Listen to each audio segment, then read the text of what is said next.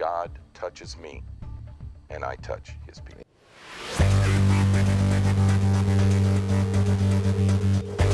Halo, selamat datang di Sun Channel. Film kali ini bercerita tentang seorang pengguna bayaran profesional yang mampu membuat kematian target seolah mati akibat kecelakaan. Film ini bergenre thriller action yang akan membuat para pecinta film aksi tegang dan merasa terhibur. Inilah The Mechanic. Ceng ceng.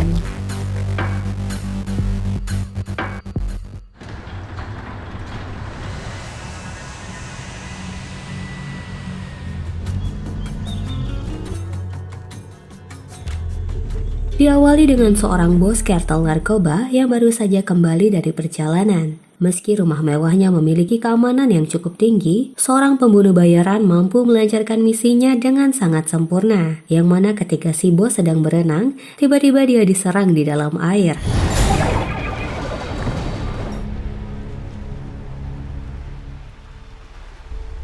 Seorang pembunuh bayaran profesional mencekiknya hingga tewas. Keahlian pembunuh ini mampu membuat kematian target seolah seperti kecelakaan. Kemudian si pembunuh segera mengganti pakaian dan memanfaatkan kericuhan untuk pergi.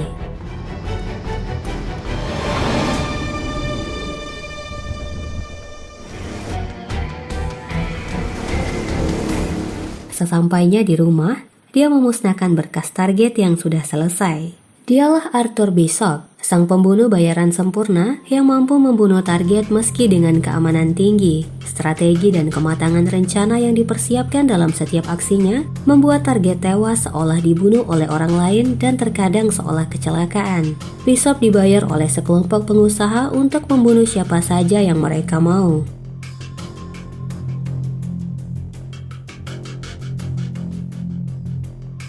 Setelah itu, Bishop pergi ke sebuah warung kopi menemui seorang pria tua yang duduk di kursi roda. Dia adalah Harry yang menjadi mentor sekaligus sahabatnya.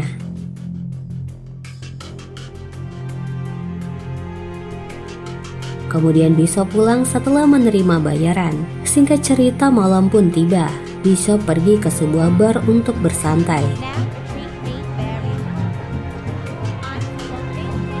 Seperti inilah kehidupan Bishop saat sedang tidak bekerja. Di sana seorang wanita malam menggodanya. Namanya pria, selagi ada kesempatan dan uang tidak mungkin dilewatkan.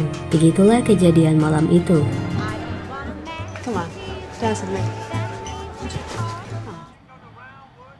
Setelah melewati malam yang melelahkan, Bishop meninggalkan bayaran dan pergi meninggalkan wanita itu.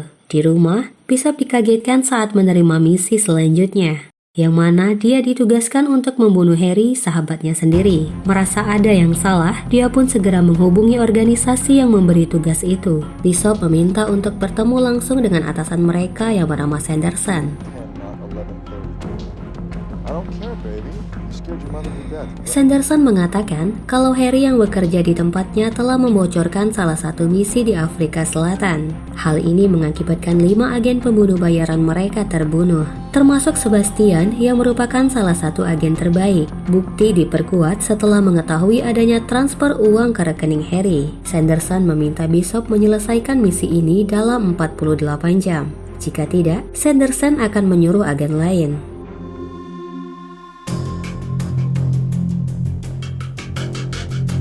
Malam harinya Bishop mempelajari kasus kematian 5 agen yang dimaksud Sanderson.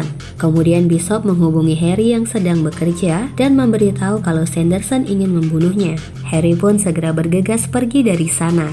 Lewat telepon, Bishop memberi instruksi pada Harry untuk memilih jalan menuju parkiran. Lalu Bishop akan menjemputnya di sana.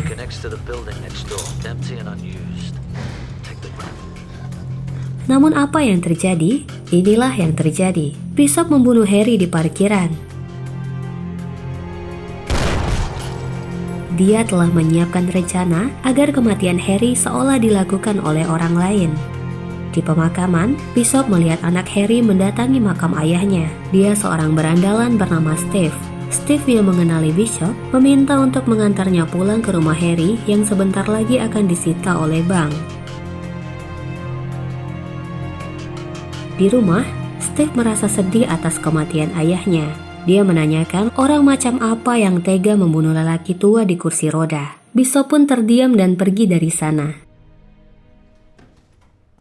Kematian ayahnya membuat Steve depresi dan marah tak menentu. Dia mabuk dan joget-joget seperti orang gila sambil menghancurkan properti di dalam rumahnya. Kemudian dia pergi mencari masalah di pinggiran kota. Hal ini dia lakukan agar dapat membunuh untuk melampiaskan kemarahannya. Saat Steve akan membunuh orang yang ingin merampoknya, tiba-tiba Bishop datang mencegahnya.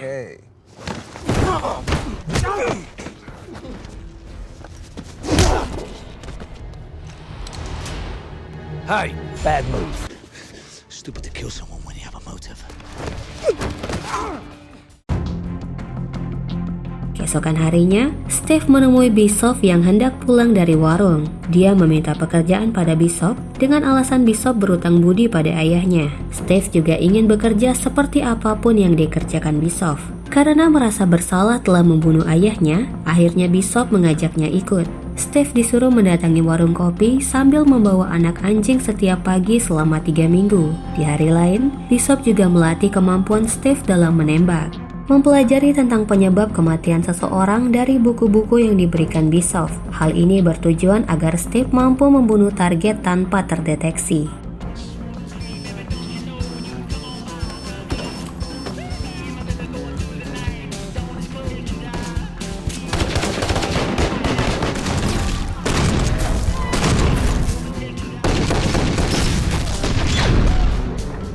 Suatu hari Bishop membawa Steve untuk menghabisi seorang pria yang merupakan salah satu targetnya. Pria itu seorang pedagang senjata ilegal. Bishop mencekiknya dan menggantungnya di pintu. Kemudian menyalakan laptop dan memutar video 18+ tepat di hadapan mayatnya. Autoerotic asphyxiation.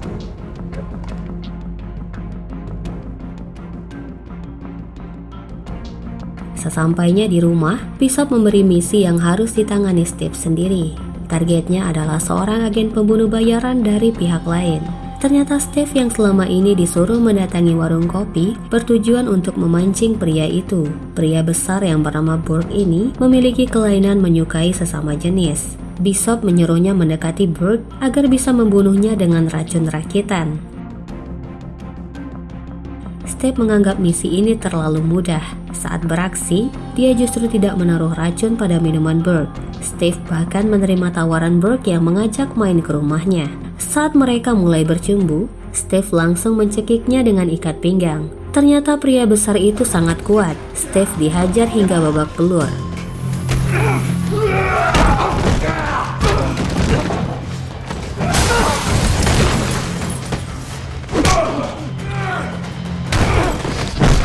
Steve menikamnya dengan obeng, namun Burke tidak merasa sakit. Steve merangkak mengambil sebuah besi dan berhasil membunuh Burke.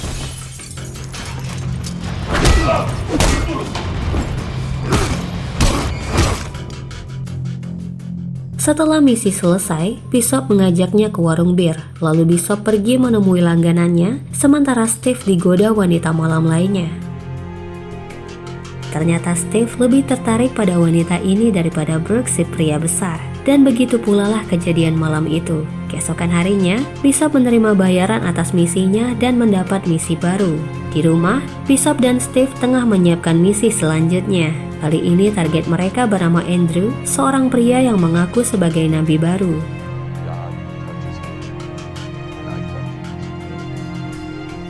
Rencananya mereka akan memberi suntikan adrenalin yang akan menghentikan detak jantungnya. Misi ini dilakukan di sebuah gedung di Chicago.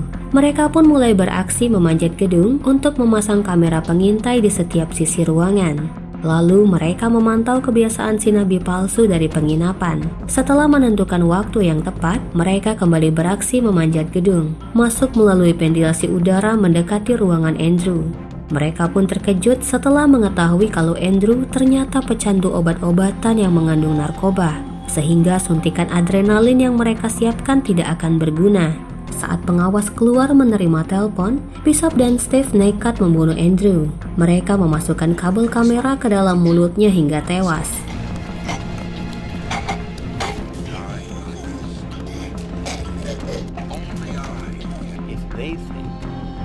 Setelah itu mereka segera kembali bersembunyi. Pengawas yang kembali sempat menduga kematian Andrew akibat overdosis. Namun dengan tidak sengaja, Steve menjatuhkan sebuah baut yang membuat mereka ketahuan.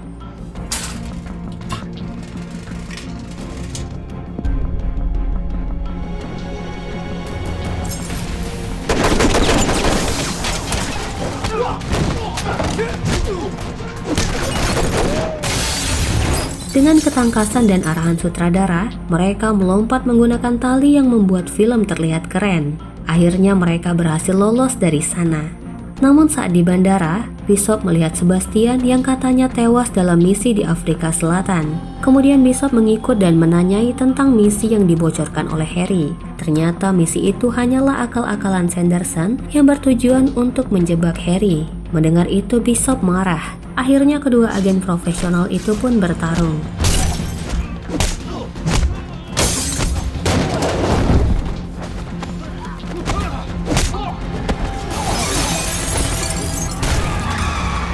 Bishop berhasil membunuh Sebastian seolah kecelakaan.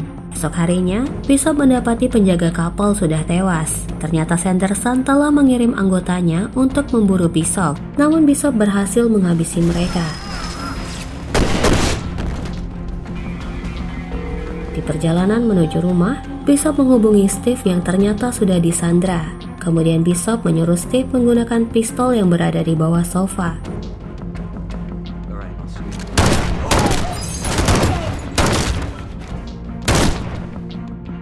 Setelah Bishop sampai di rumah, mereka segera menyiapkan peralatan untuk membunuh Sanderson. Tanpa sengaja, Steve menemukan senjata milik ayahnya di penyimpanan barang. Kini Steve mengetahui kalau Bishoplah yang telah membunuh ayahnya. Setelah itu, mereka mendatangi salah seorang pengawal pribadi Sanderson di rumahnya. Bishop akan menghancurkan tangan anaknya jika tidak memberitahu keberadaan Sanderson. Copley Plaza! Where he is, I swear!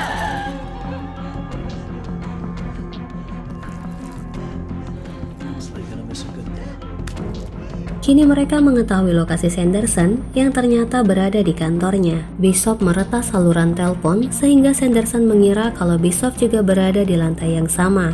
Merasa terancam, Sanderson panik dan mengerahkan pasukannya ke atas gedung. Sementara dia keluar dan pergi mengendarai mobil. Namun ternyata Bishop dan Steve sudah menunggunya di luar. Steve mencuri sebuah bus dan menghalangi jalan Sanderson. Kemudian Bishop menabraknya dengan mobil penderek.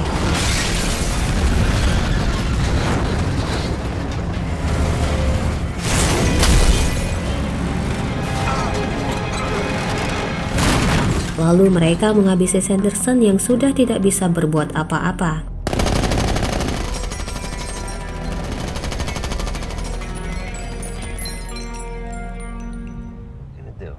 Di perjalanan pulang, mereka berencana akan mengganti identitas dan mencari pekerjaan baru. Tanpa sengaja, Bishop melihat senjata Harry yang sudah berada di sarung senjata Steve. Hal yang tak terduga pun terjadi saat mereka berhenti untuk mengisi bahan bakar, yang mana Steve justru menumpahkan bensin ke bawah mobil Bishop dan kemudian menembak mobil itu hingga hancur.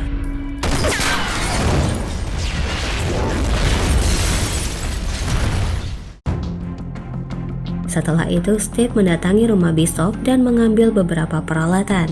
Kemudian dia pergi membawa mobil milik Bishop. Di dalam mobil, Steve melihat sebuah surat yang berisi, "Kalau kau baca ini, maka kau mati." Dan benar saja, mobil dan rumah Bishop meledak hingga menewaskan Steve. Sementara di pom bensin, CCTV merekam seseorang yang berguling keluar mobil sebelum ledakan terjadi. Dan itu adalah Bishop yang sebelumnya sudah mengetahui rencana Steve. Dan begitulah kejadiannya, sehingga film pun selesai. Salam saya Nana, dan sampai jumpa di video berikutnya. Bye-bye.